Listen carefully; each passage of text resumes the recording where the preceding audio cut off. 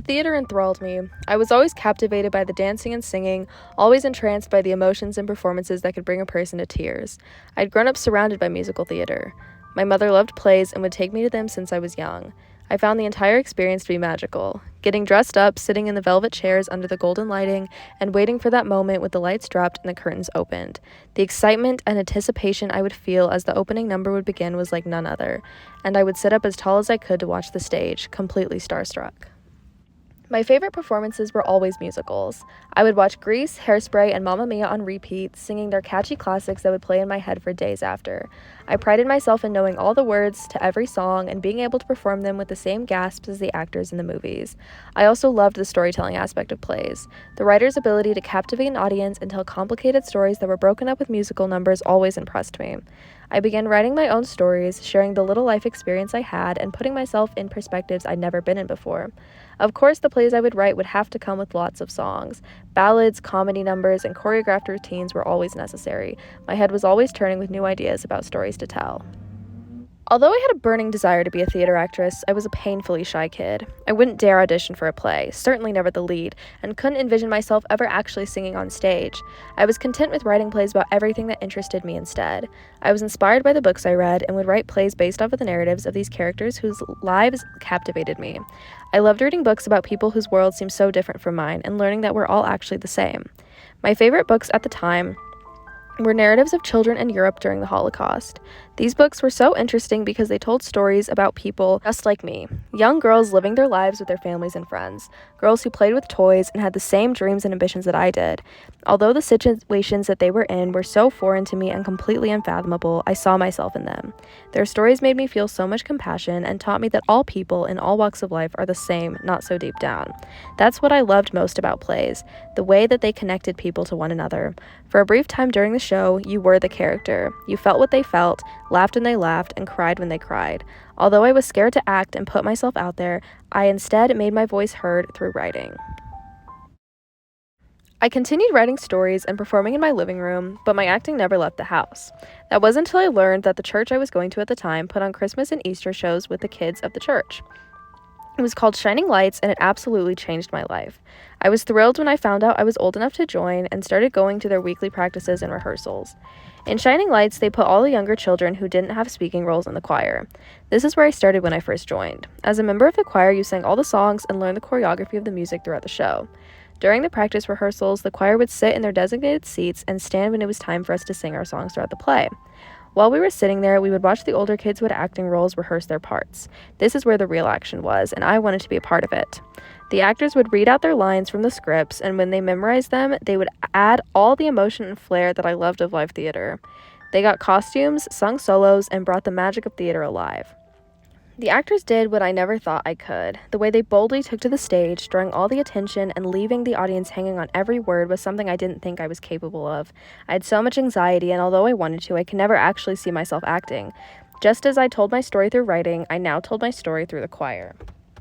For my first 2 performances with Shining Lights, I remained a member of the choir.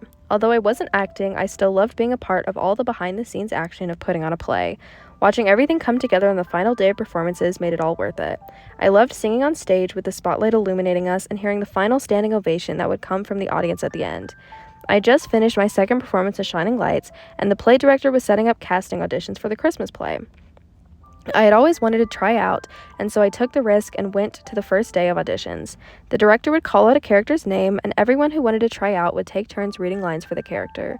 I had spent weeks at that point practicing the lines of the character I wanted and knew them by heart.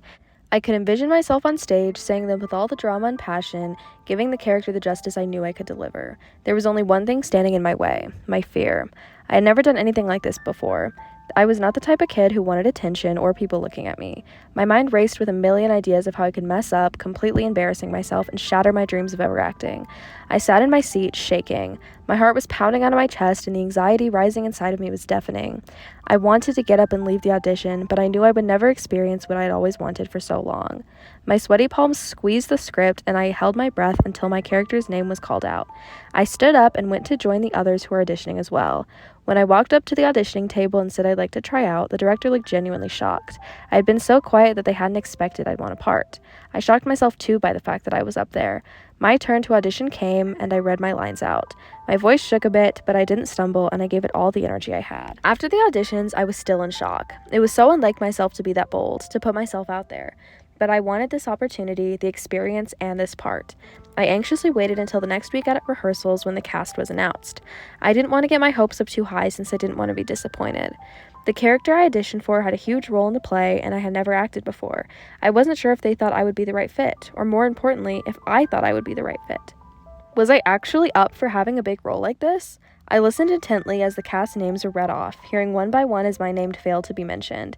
I sat on the edge of my seat, listening until my character's name was called out, and it was followed by my name. I had gotten the part, and I was genuinely so surprised I audibly gasped. This moment was huge for me. I had taken a risk and done something I was scared to do, and all my efforts were worth it. I was finally going to get the opportunity to act in a play like I had always dreamed of.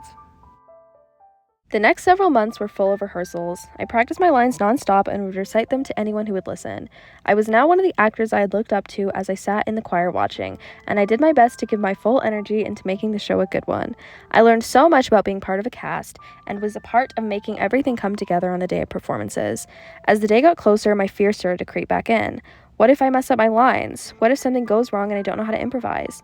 Performance day finally came, and I was so excited yet so scared.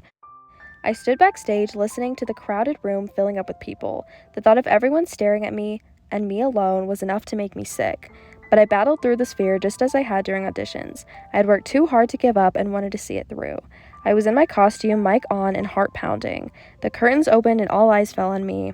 The spotlight blinded me as I sang my opening solo into the dark abyss of the audience. Despite my fear, I gained confidence to keep acting throughout the rest of the show. When the final bow came and my performance was met with a standing ovation, I was overjoyed that I had pushed myself to make it this far. I've applied what I've learned from this experience to so many other aspects of my life. I learned not to let anything stand in my way of achieving what I want, especially myself. This has been an essential aspect to my success in anything I've pursued. Overcoming my own fear is a difficult battle, but it was a necessary one for me to become the actor I wanted to be. As I've outgrown acting and shifted my goals onto other feats, I continue to push myself and my limits so that I can achieve whatever dream I'm pursuing.